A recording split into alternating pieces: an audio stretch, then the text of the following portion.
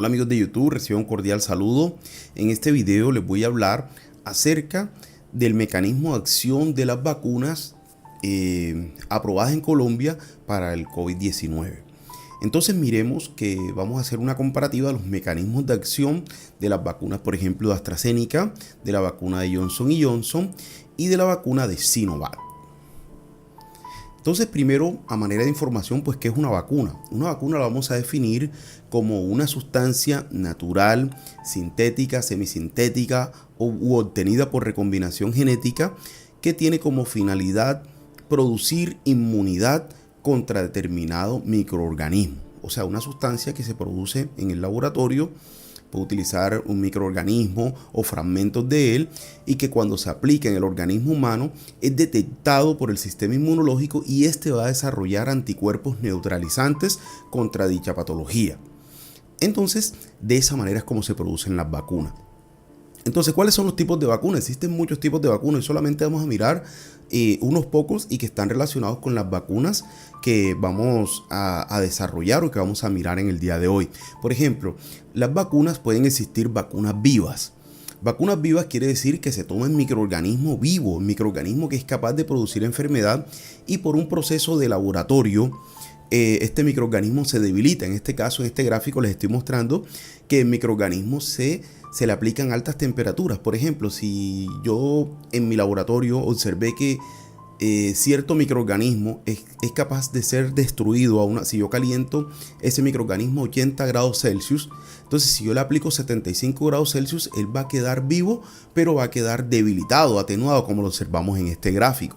Entonces eso es lo que es la vacuna viva atenuada. El microorganismo está vivo, pero está debilitado, no es capaz de producir enfermedad. El otro tipo de vacuna es la vacuna que se denomina vacuna muerta. Entonces esta vacuna muerta se caracteriza porque se toma el microorganismo que es capaz de producir enfermedad, pero este sí se va a calentar hasta los 80 grados Celsius, que yo descubrí que era capaz de destruir el microorganismo.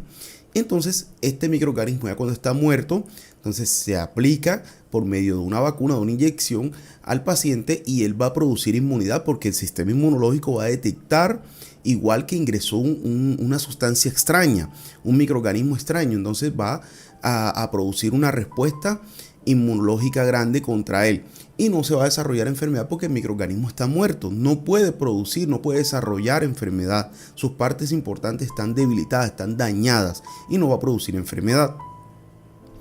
Tenemos las vacunas de vectores de ADN.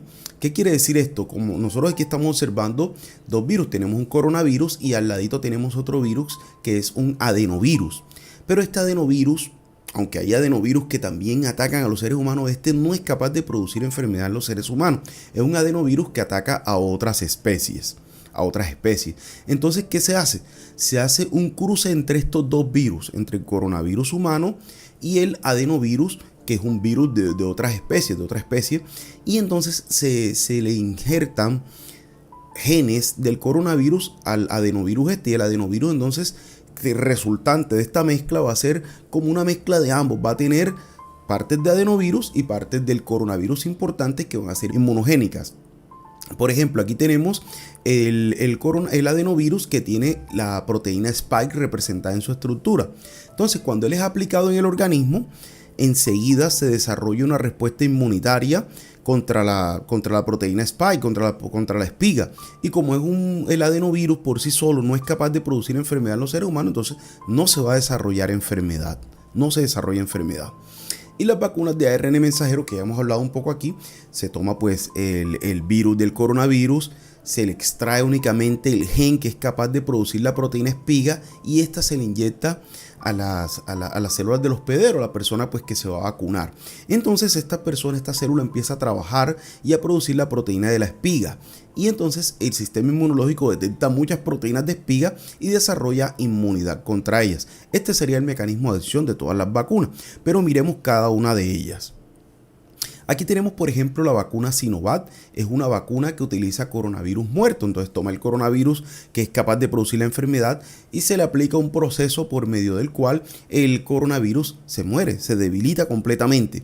Es un mecanismo de acción tradicional. Entonces utiliza el microorganismo muerto. Entonces ya el microorganismo cuando está muerto se empaca y se le administra al paciente. Luego como el sistema inmunológico detecta que ingresó ese microorganismo pero que está muerto, pero el sistema inmunológico detecta algo extraño y produce una respuesta vigorosa de anticuerpos y bloquea a todos los coronavirus. Este sería el mecanismo de acción de la vacuna Sinovac.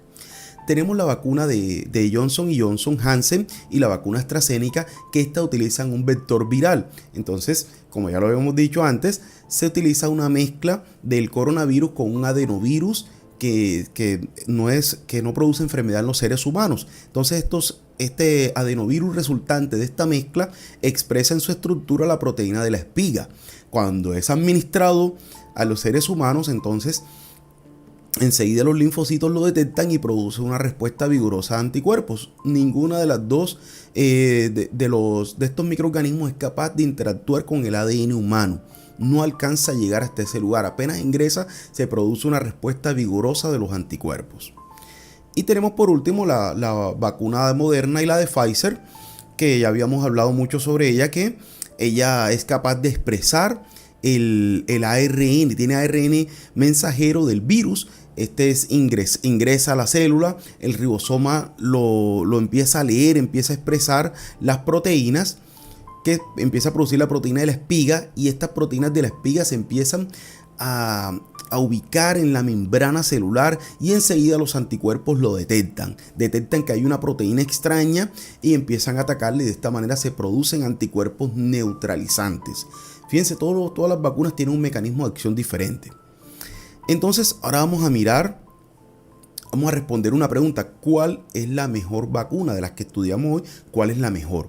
Entonces hay que empezar a decir algo, que todas las vacunas que hemos mencionado hoy tienen una eficacia que va entre un 60% a un 94-95% en la prevención de la infección.